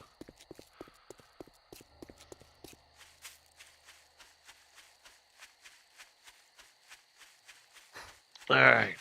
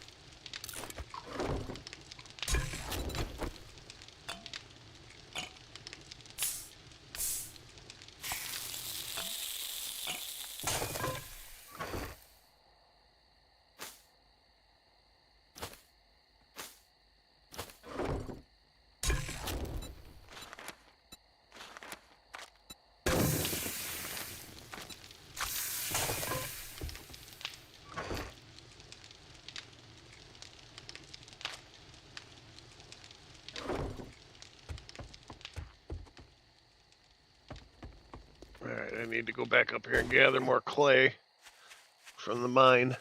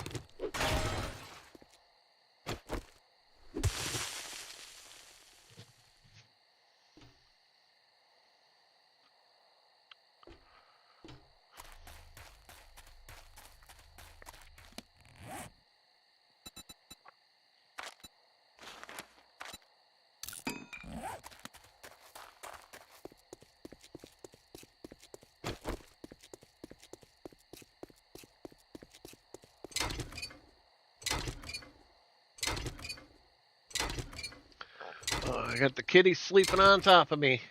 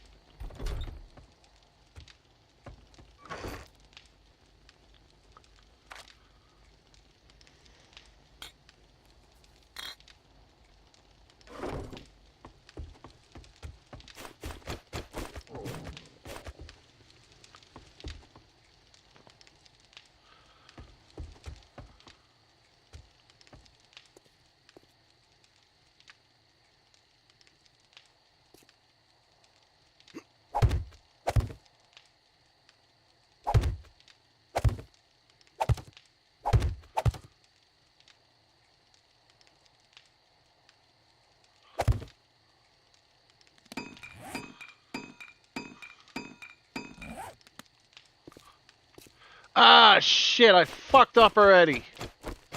God damn it. Well, I guess, no, not really. No, that's alright. That's alright. I'm alright. I'm alright. I'm alright. I do want to come down here so I know what I'm doing.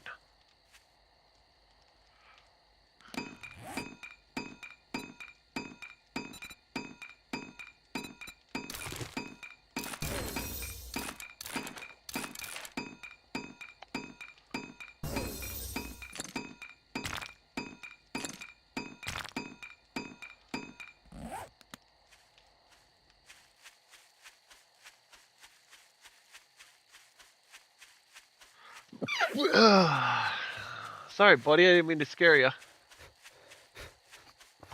I sneezed. I got the sneezes.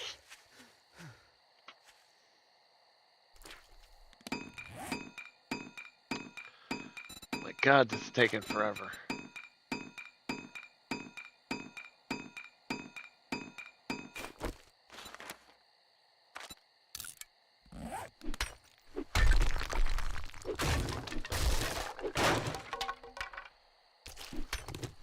Ew, I stepped in dead guy.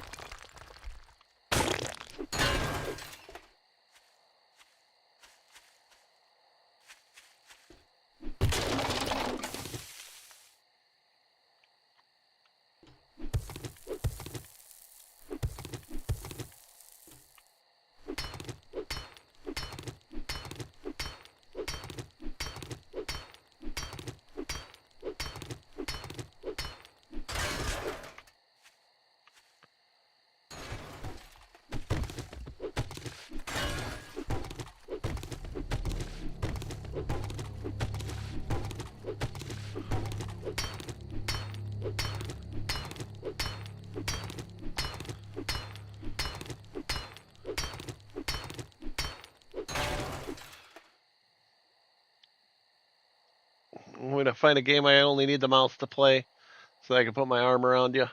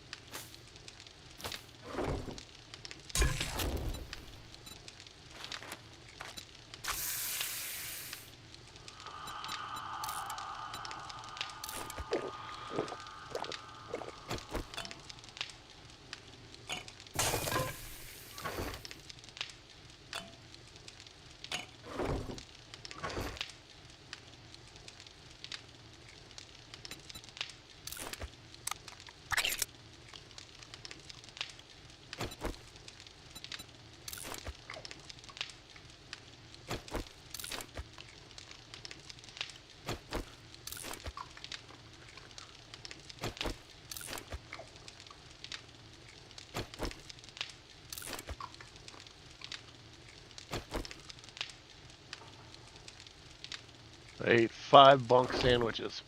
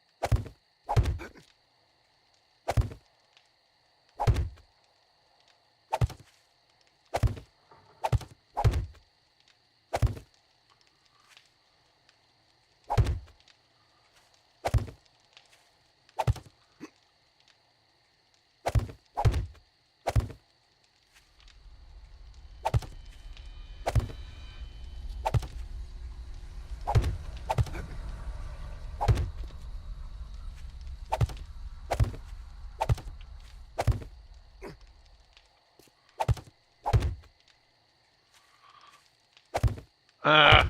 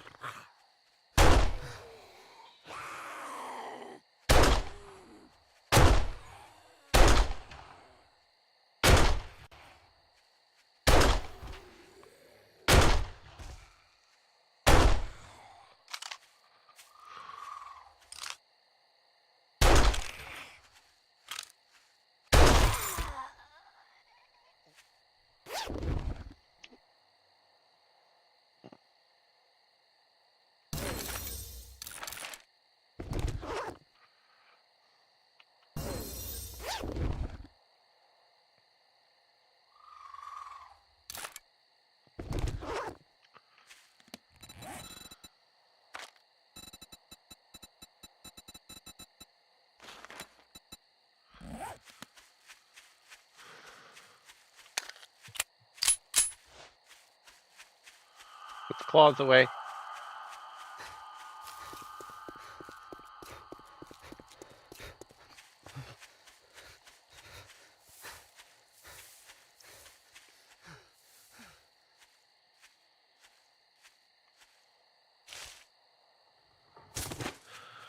Couple more cats, I'll have a whole blanket.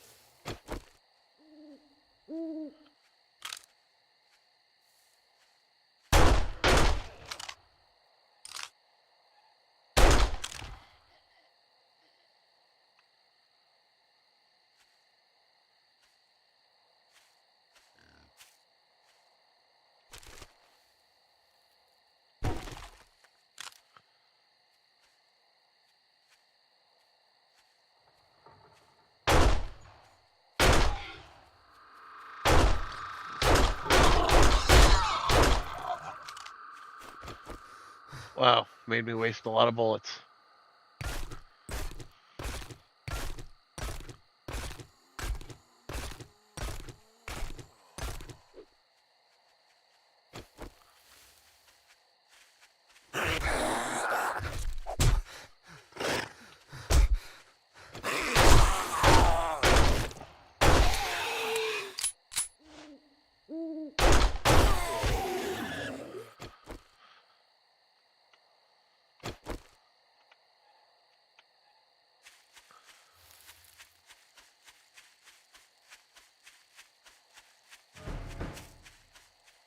I might as well assume any zombie that hits me is gonna fucking give me the disease.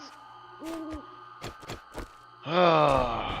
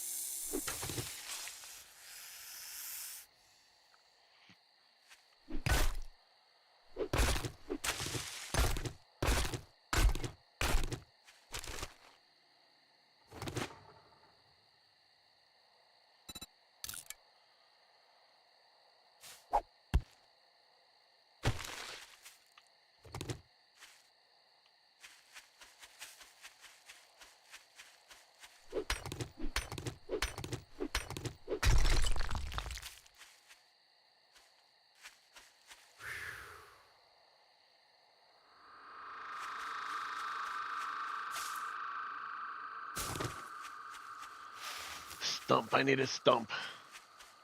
Stump.